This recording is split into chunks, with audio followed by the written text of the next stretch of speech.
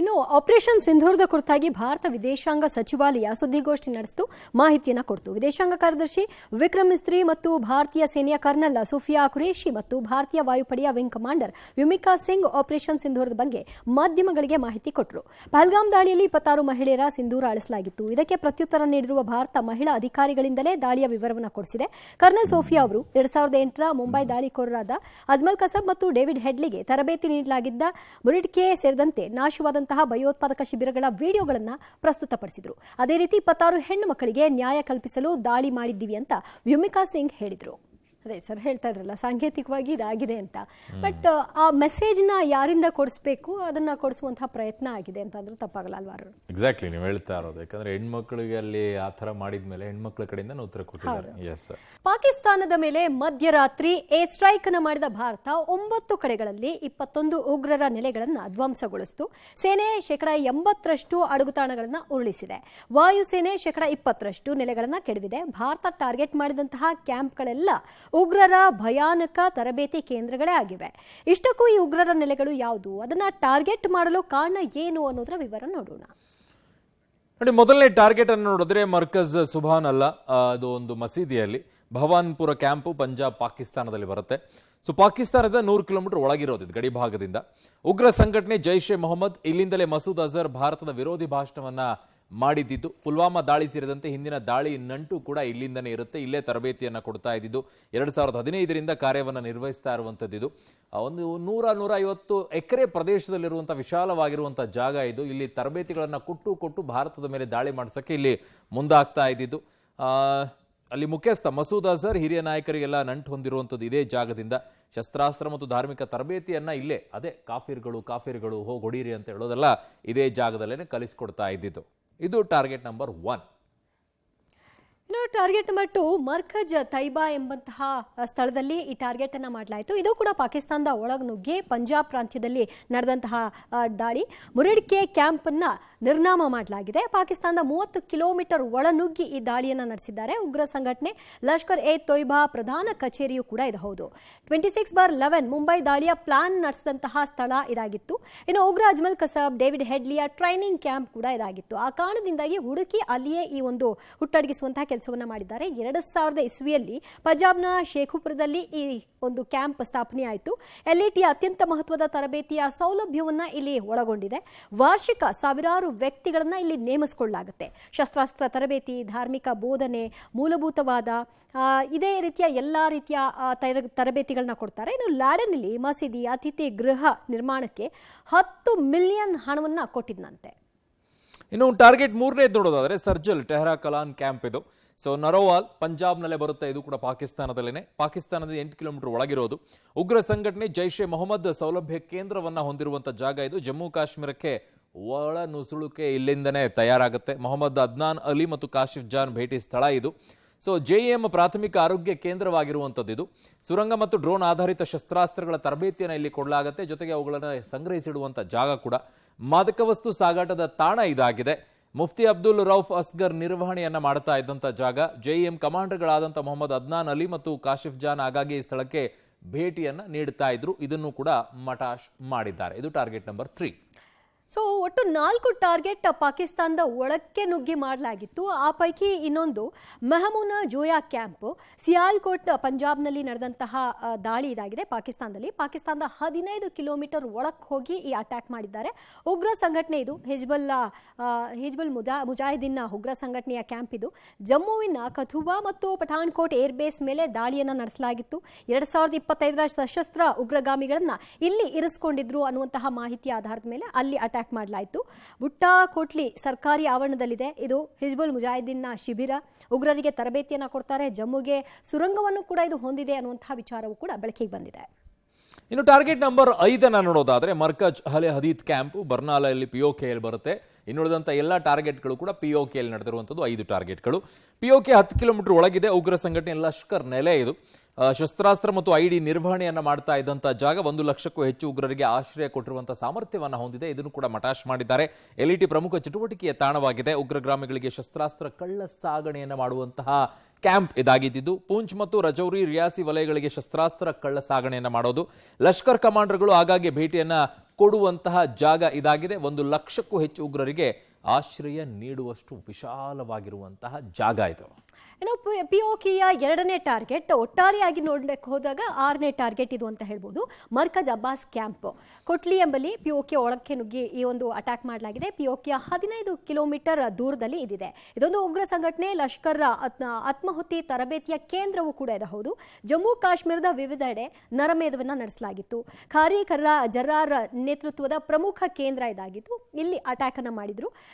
JEM Mufti Abdullah Rauf Asghar ಆಪ್ತ ಸಹಾಯಕ ಖಾರಿ ಜರ್ರಾರ್ ನೇತೃತ್ವದಲ್ಲಿ ಪ್ರಮುಖ ಕೇಂದ್ರವನ್ನು ಸ್ಥಾಪನೆ ಮಾಡಿಕೊಳ್ಳಲಾಗಿತ್ತು. ಇನ್ನು 7ನೇ ಟಾರ್ಗೆಟ್ ನೋಡೋದಾದ್ರೆ ಗುಲ್ಪುರ್ ಕ್ಯಾಂಪ್. ಸೊ ಇದು ಕೋಟ್ಲಿ ಪಿಒಕೆಯಲ್ಲಿ ಬರುತ್ತೆ. ಪಿಒಕೆಯಿಂದ 20 ಕಿಲೋಮೀಟರ್ ಒಳಗಿದೆ. ಉಗ್ರ ಸಂಘಟನೆ ಲಷ್ಕರ್ ಎ ತೊಯ್ಬಾ ಇಲ್ಲಿ ಪೂಂಚ್ ತೀರ್ಥಯಾತ್ರೆ ಬಸ್ ದಾಳಿಯನ್ನ ಮಾಡಿರುವಂಥದ್ದು ಇದೇ ಜಾಗದಲ್ಲಿ ತಯಾರಾಗುವಂಥವ್ರು. ಇಲ್ಲಿ ಉಗ್ರರಿಗೆ ತರಬೇತಿಯನ್ನ ಕೊಡೋಕೆ ಶುರು ಮಾಡಿದ್ದನ್ನ ಈ ಭಾಗದಲ್ಲಿ. ಸೊ ದೊಡ್ಡ ಮಟ್ಟದಲ್ಲಿ ಇಲ್ಲಿ ಲಷ್ಕರ್ ಎ ತೊಯ್ಬಾದ ಅತ್ಯಂತ ಹಳೆಯ ಶಿಬಿರ ಇದಾಗಿದೆ. ಪರ್ವತ ಯುದ್ಧಕ್ಕೆ ಸೂಕ್ತವಾದ ಶಸ್ತ್ರಾಸ್ತ್ರ ನಿರ್ವಹಣೆಯನ್ನ ಮಾಡೋದು, ಸ್ವಿಪ್ರಿಂಗ್ ಮತ್ತು ಬದುಕುಳಿಯುವಂಥ ಯಂತ್ರ ತರಬೇತಿಯನ್ನ ಕೊಡುವಂಥದ್ದು, ಅತಿಕ್ರಮಣಗಳಿಗೆ ಉಗ್ರರನ್ನ ಸಜ್ಜುಗೊಳಿಸುವಂಥದ್ದು. ಭಾರತೀಯ ಸೇನೆಯ ಈ ಸಂಪೂರ್ಣ ಟಾರ್ಗೆಟ್ ಉಗ್ರರ ತರಬೇತಿ ಕೇಂದ್ರಗಳೇ ಆಗಿದ್ದರಿಂದ ಮತ್ತೊಂದು ಈ 8ನೇ ಟಾರ್ಗೆಟ್ ಏನಿತ್ತು ಅದು ಶವಾಯಿ ನಲ್ಲಾ ಕ್ಯಾಂಪ್ ಮೇಲೆ ಆದಂಥದ್ದು. ಪಿಒಕೆಯ ಮುಜಾಫರಾಬಾದ್ನಲ್ಲಿ ಇದಿದೆ. ಪಿಒಕೆಯಿಂದ 30 ಕಿಲೋಮೀಟರ್ ಒಳಗೆ ಬರುತ್ತೆ. ಉಗ್ರ ಸಂಘಟನೆ ಲಷ್ಕರ್ ಇಲ್ಲಿ ಕ್ಯಾಂಪನ್ನು ಮಾಡಿಕೊಂಡಿತ್ತು. ಸೋನ್ಮಾರ್ಗ್, ಗುಲ್ಮಾರ್ಗ್, ಪಹಲ್ಗಾಮ್ನಲ್ಲಿ ಏನು ದಾಳಿ ನಡೀತು ಆ ಎಲ್ಲ ದಾಳಿಗಳಿಗೆ ಇಲ್ಲಿಯೇ ಪ್ಲಾನ್ ಅನ್ನು ರೂಪಿಸಲಾಗಿತ್ತು. ಬೈತುಲ್ಲಾ ಮುಜಾಹಿದ್ದೀನ್ ಅಂತ ಕರೆಯಲ್ಪಡುವಂತಹ ಈ LET ಶಿಬಿರ ಇದು ಮುಜಾಫರಾಬಾದ್ ನೀಲಂ ರಸ್ತೆಯ ಚಿಲಾಬಂಡಿ ಸೇತುವೆಯ ಬಳಿ ಇದಿದೆ. ಕಸಬ್ ಸೇರಿದಂತೆ 26/11 ದಾಳಿಕೋರರಿಗೆ ಇಲ್ಲಿಯೇ ತರಬೇತಿಯನ್ನು ಕೊಡಲಾಗಿತ್ತು. 2000ದಿಂದಲೂ ಕೂಡ ಕಾರ್ಯವನ್ನು ನಿರ್ವಹಿಸ್ತಾ ಇತ್ತು. 250 ಉಗ್ರರಿಗೆ ಇಲ್ಲಿ ತಾಣವಾಗಿತ್ತು ಅನ್ನುವಂತಹ ಮಾಹಿತಿ ಕೂಡ ಈಗ ಹೊರಗೆ ಬಿದ್ದಿದೆ. ಇನ್ನು ಟಾರ್ಗೆಟ್ 9ನೇದು ನೋಡೋದಾದ್ರೆ ಮರ್ಕಜ್ ಸೈಯದ್ನ ಬಿಲಾಲ್ ಕ್ಯಾಂಪ್. ಇದು ಮುಜಾಫರಾಬಾದ್ ಪಿಒಕೆಯಲ್ಲಿರೋದು. ಪಿಒಕೆಗೆ ಹೊಂದಿಕೊಂಡಂತೆಯೇ ಇದೆ ಇದು. ಉಗ್ರ ಸಂಘಟನೆ ಮತ್ತು ಜೈಷ್ ಎ ಮೊಹಮ್ಮದ್ ಇದರಲ್ಲಿ. ತರಬೇತಿ, ಶಸ್ತ್ರಾಸ್ತ್ರ, ಉಗ್ರಾಣ ಮತ್ತು ಅರಣ್ಯ ನಿಗಾನ ವಹಿಸ್ಕೊಳ್ಳೋದು. ಅಂದರೆ ಯಾರಾದರೂ ಬರ್ತಾರ ಹೋಗ್ತಾರ ಎಲ್ಲವನ್ನು ಕೂಡ ನೋಡ್ಕೊಳ್ಳುವಂಥದ್ದು.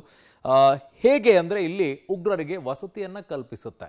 ಅಲ್ಲಲ್ಲಿ ಏನಾದರೂ ಟಾರ್ಗೆಟ್ ಮಾಡಬೇಕು ಅಂತಂದರೆ ಅವರಿಗೆ ಉಳ್ಕೊಳ್ಳೋಕೆ ಎಲ್ಲ ವ್ಯವಸ್ಥೆಯನ್ನು ಮಾಡೋದು. ಮುಜಾಫರಾಬಾದ್ನ ಕೆಂಪು ಕೋಟೆ ಎದುರೇ ಇದೆ ಇದು. 50-100 ಉಗ್ರರಿಗೆ ವಸತಿಯನ್ನು ಕಲ್ಪಿಸಿಕೊಡುತ್ತೆ. ಇನ್ನು ಮುಫ್ತಿ ಅಸ್ಗರ್ ಖಾನ್ ಕಾಶ್ಮೀರಿ ನೋಡಿಕೊಳ್ತಾನೆ ಇಲ್ಲಿ ಪಾಕ್ ಸೇನೆಯ ವಿಶೇಷ ಸೇವೆಗಳ ತಂಡದಿಂದಲೇ ತರಬೇತಿಯನ್ನ ನೀಡಲಾಗುತ್ತೆ. ಬಹುತೇಕವಾಗಿ ಇಲ್ಲಿ ಭಾರತದ ಸಂಸತ್ ಮೇಲೆ ಏನು ದಾಳಿ ನಡೆದಿತ್ತು, ಮುಂಬೈ ಟ್ರೈನ್ ಬ್ಲಾಸ್ಟ್ ಏನಾಗಿತ್ತು, ಮುಂಬೈ ಅಟ್ಯಾಕ್ ಏನಾಗಿತ್ತು ತಾಜ್ನಲ್ಲಿ, ಜೊತೆಗೆ ಬಠಾನ್ಕೋಟ್ ಅಟ್ಯಾಕ್ ಏನಾಗಿತ್ತು, ಪುಲ್ವಾಮಾ ಅಟ್ಯಾಕ್ ಏನಾಗಿತ್ತು, ಉರಿ ಅಟ್ಯಾಕ್ ಏನಾಗಿತ್ತು, ಅವುಗಳಿಗೆಲ್ಲ ಹೆಚ್ಚಿನ ಆಶ್ರಯವನ್ನ ಕೊಟ್ಟಂತಹ ಉಗ್ರರ ತಾಣಗಳೇನಿತ್ತು ಅವುಗಳನ್ನೆಲ್ಲ ಇವತ್ತು ಮಟಾಶ್ ಮಾಡಲಾಗಿದೆ. ಇಡೀ ಆಪರೇಷನ್ ಸಿಂಧೂರದಲ್ಲಿ ಯಾವ ರೀತಿಯ ಆಪರೇಷನ್ ಆಗಿದೆ, ಎಲ್ಲೆಲ್ಲಿ ಆಪರೇಷನ್ ಆಗಿದೆ ಅನ್ನೋದು ಒಂದು ಕಡೆಯಲ್ಲಿ ಗಮನ ಸೆಳೆಯುವಂತಹ ವಿಚಾರವಾದರೆ, ಮಗದೊಂದು ಕಡೆಯಲ್ಲಿ ಈ ಆಪರೇಷನ್ ಸಿಂಧೂರ ಅನ್ನುವಂತಹ ಆ ಹೆಸರನ್ನ ಕೊಟ್ಟವ್ರು ಯಾರು ಅನ್ನುವಂತಹ ಕುತೂಹಲ ಕೂಡ ಇತ್ತು. ಇದಕ್ಕೆ ಕಾರಣೀಕರ್ತರು ಪ್ರಧಾನಿ ನರೇಂದ್ರ ಮೋದಿ ಅವರೇ ಅನ್ನುವಂತಹ ವಿಚಾರ ಹೊರಗೆ ಬಂದಿದೆ. ಸಿಂಧೂರ ಅಂದ್ರೆ ಶಕ್ತಿಯ ಸಂಕೇತ. ಭಾರತೀಯ ಹೆಣ್ಣು ಮಕ್ಕಳನ್ನ ಕೆಣಕಿದ್ರೆ ಏನಾಗುತ್ತೆ ಅಂತ ಪ್ರಧಾನಿ ಮೋದಿ ಈ ಮೂಲಕ ಉತ್ತರವನ್ನು ಕೊಟ್ಟಿದ್ದಾರೆ. ಏಪ್ರಿಲ್ 22ರಂದು ಪಹಲ್ಗಾಮ್ ದಾಳಿ ಬಳಿಕ ಒಬ್ಬ ಉಗ್ರನನ್ನು ಬಿಡಲ್ಲ, ಊಹೆಗೂ ನಿಲುಕದ ರೀತಿ ಬೆಲೆ ತೆರಬೇಕಾಗುತ್ತೆ ಅಂತ ಬಿಹಾರದಲ್ಲಿ ಅಬ್ಬರಿಸಿದ್ರು, ಗುಡುಗಿದ್ರು ಮೋದಿ ಅವರು. ಆ ಬಳಿಕ ವಾರ್ ರೂಮ್ ನಲ್ಲಿ ಕೂತ Modi back to back marathon ಸಭೆಗಳನ್ನು ನಡೆಸಿದ್ರು. ಈ ಮೂಲಕ ಆಪರೇಷನ್ ಸಿಂಧೂರ ಕಾರ್ಯರೂಪಕ್ಕೆ ಪ್ಲಾನ್ ಅನ್ನ ರಚಿಸಿದ್ರು. ಅದರಂತೆ ಈಗ ಕೆಲವೊಂದಷ್ಟು ಡೀಟೇಲ್ಸ್ ಯಾವ ರೀತಿಯಾಗಿ ಪ್ಲಾನ್ ಆಗಿತ್ತು ಅನ್ನೋದ್ರ ಬಗ್ಗೆ ನೋಡೋಣ. ಆಪರೇಷನ್ ಸಿಂಧೂರ ಪ್ಲಾನ್ ನಡೆದಿದ್ದು ಹೇಗೆ ಅನ್ನುವಂಥದ್ರ ಡೀಟೇಲ್ ಅನ್ನು ನಿಮ್ಮ ಮುಂದೆ ಕೊಡೋದಾದ್ರೆ, ಉಗ್ರರ 21 ಅಡಗುತಾಣವನ್ನ ಗುರುತಿಸಿರುತ್ತೆ ರಾಗೆ ಎಲ್ಲ ಮಾಹಿತಿಗಳಿರುತ್ತೆ. ಎಲ್ಲೆಲ್ಲಿ ಉಗ್ರರಿದ್ದಾರೆ, ಏನೇನು ಕೆಲಸವನ್ನ ಕೃತ್ಯಗಳನ್ನ ಮಾಡ್ತಾ ಇದ್ದಾರೆ, ಹೇಗೆ ಆಶ್ರಯವನ್ನ ಪಡ್ಕೊಳ್ತಾ ಇರ್ತಾರೆ ಅಂತ ಹೇಳಿ. ಬಟ್ ಅವ್ರು ಆಕ್ಷನ್ ತಗೊಳ್ಳೋಕ್ಕಾಗೋದಿಲ್ಲ, ಅದನ್ನ ಇನ್ಫಾರ್ಮೇಶನ್ ಅನ್ನ ಕೊಡುತ್ತೆ. ಮೇ 5ರಂದು ಏರ್ ಸ್ಟ್ರೈಕ್ಗೆ ಪ್ಲಾನ್ ಅನ್ನ ಮಾಡಿರ್ತಾರೆ. ಸೌತ್ ಬ್ಲಾಕ್ ನಲ್ಲಿ 4 ದಿನ ಅಧಿಕಾರಿಗಳನ್ನ ಇರಿಸಲಾಗಿತ್ತು. ಅವರೆಲ್ಲರೂ ಕೂತ್ಕೊಂಡು ಒಂದು ಪ್ಲಾನ್ ಅನ್ನ ರೆಡಿ ಮಾಡ್ಕೊಳ್ತಾರೆ. ತದನಂತರ ಏಪ್ರಿಲ್ 29ನೇ ತಾರೀಕಿಗೆ ಮೋದಿ ಅವರು ಮೊದಲ ಸಭೆಯನ್ನ ಮಾಡ್ತಾರೆ. ರಕ್ಷಣಾ ಸಚಿವ ರಾಜನಾಥ್ ಸಿಂಗ್, NSA ದೋವಲ್ ಅವರು ಕೂಡ ಇಲ್ಲಿರ್ತಾರೆ, ರಾಷ್ಟ್ರೀಯ ಭದ್ರತಾ ಸಲಹೆಗಾರ ಅಜಿತ್ ದೋವಲ್. ಇಲ್ಲಿ ಮೊದಲ ಸಭೆ ನಡೆಯುತ್ತೆ. 3 ಸೇನೆಯ ಮುಖ್ಯಸ್ಥರೊಂದಿಗೆ ಸಭೆಯನ್ನ ಮಾಡ್ತಾರೆ. CDS ಜನರಲ್ ಅನಿಲ್ ಚೌಹಾಣ್ ಕೂಡ ಇಲ್ಲಿ ಇರ್ತಾರೆ. ಇದು ಮೊದಲ ಸಭೆ ನಡೆಯೋದು. ಇನ್ನು ಮೇ 3ನೇ ತಾರೀಕಿಗೆ 2ನೇ ಸಭೆ ನಡೆಯುತ್ತೆ. ಪಾಕ್ ಟೆರರ್ ಕ್ಯಾಂಪ್ಗಳ ಮೇಲೆ ದಾಳಿಗೆ ನಿರ್ಣಯವನ್ನ ಮಾಡ್ತಾರೆ. ಸೇನೆಗೆ ಪರಮಾಧಿಕಾರವನ್ನ ಪ್ರಧಾನಿಗಳು ಕೊಡ್ತಾರೆ. ಅವತ್ತು ಸುದ್ದಿಯನ್ನು ಕೂಡ ಪಬ್ಲಿಕ್ ಟಿವಿ ಪ್ರಸಾರ ಮಾಡಿತ್ತು. ಆಪರೇಷನ್ ಸಿಂಧೂರಕ್ಕೆ ಸೇನೆಯಿಂದ ಅಧಿಕಾರಿಗಳ ಆಯ್ಕೆಯನ್ನ ಮಾಡ್ಕೊಳ್ತಾರೆ. ಆಯ್ಕೆಯಾದ ಅಧಿಕಾರಿಗಳನ್ನ ಸೌತ್ ಬ್ಲಾಕ್ ನಲ್ಲಿ ಇರಿಸಲಾಗಿತ್ತು. ಅಧಿಕಾರಿಗಳಿಗೆ ಯಾರ ಸಂಪರ್ಕವೂ ಇಲ್ಲದಂತೆ ಕ್ವಾರಂಟೈನ್ ಮಾಡಲಾಗಿತ್ತು. ಆಚೆ ಎಲ್ಲೂ ಕೂಡ ಲೀಕ್ ಆಗಬಾರ್ದಲ್ಲ ಆ ನಿಟ್ಟಿನಲ್ಲಿ. ಅದು 2ನೇ ಸಭೆ.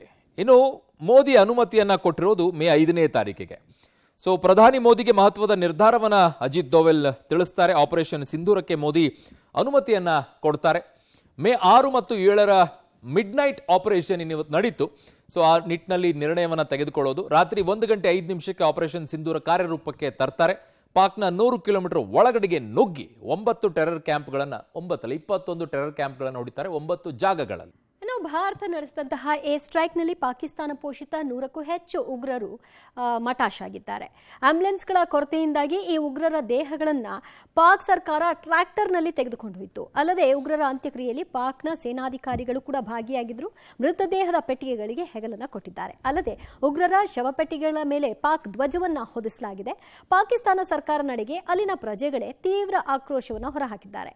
ಭಯೋತ್ಪಾದನೆ ವಿಚಾರದಲ್ಲಿ ಪಾಕಿಸ್ತಾನದ ಧೋರಣೆ ಇದರಿಂದ ಬಯಲಾಗಿದೆ. ಈ ಮಧ್ಯೆ ಹಲವು ಉಗ್ರರು ಗಾಯಗೊಂಡು ಆಸ್ಪತ್ರೆ ಸೇರ್ಕೊಂಡ್ರು. ಈ ಉಗ್ರರ ಆರೋಗ್ಯವನ್ನು ವಿಚಾರಿಸುವುದಕ್ಕಾಗಿ ಪಾಕ್ ಸೇನಾಧಿಕಾರಿ ಆಸ್ಪತ್ರೆಗೂ ಕೂಡ ಭೇಟಿ ನೀಡಿದ್ರು. ಈ ವಿಡಿಯೋ ಈಗ ಎಲ್ಲೆಡೆ ವೈರಲ್ ಆಗಿದೆ. ಸೊ ಈ 9 ಅಡಗುತಾಣಗಳ ಮೇಲೆ ಭಾರತೀಯ ವಾಯುಸೇನೆ ದಾಳಿ ನಡೆಸಿರುವಂಥದ್ದು ನಿಮಗೆಲ್ಲ ಗೊತ್ತಿದೆ. ಈ ಉಗ್ರರ ನೆಲೆಗಳು ಮೋಸ್ಟ್ ಡೇಂಜರಸ್ ತಾಣಗಳು ಅಂತಾನೆ ಗುರುತಿಸಲಾಗಿತ್ತು. ಅತ್ಯಾಧುನಿಕ ಶಸ್ತ್ರಾಸ್ತ್ರಗಳನ್ನ ಇಲ್ಲಿ ಅಡಗಿಸಿಡಲಾಗಿತ್ತು. ಜೊತೆಗೆ ಈ ಸ್ಥಳಗಳು ಉಗ್ರರನ್ನ ತಯಾರು ಮಾಡುವಂತ ಫ್ಯಾಕ್ಟರಿಗಳಂತಿದ್ವು. ಹೀಗಾಗಿ ಪಾಕಿಸ್ತಾನ ಮಿಲಿಟರಿ ನಾಗರಿಕರನ್ನ ಗುರಿಯಾಗಿಸದೆ ಕೇವಲ ಉಗ್ರರ ನೆಲೆಗಳನ್ನೇ ಗುರಿಯಾಗಿಸಿ ಸೇನೆ ದಾಳಿಯನ್ನ ಮಾಡಿರೋದು.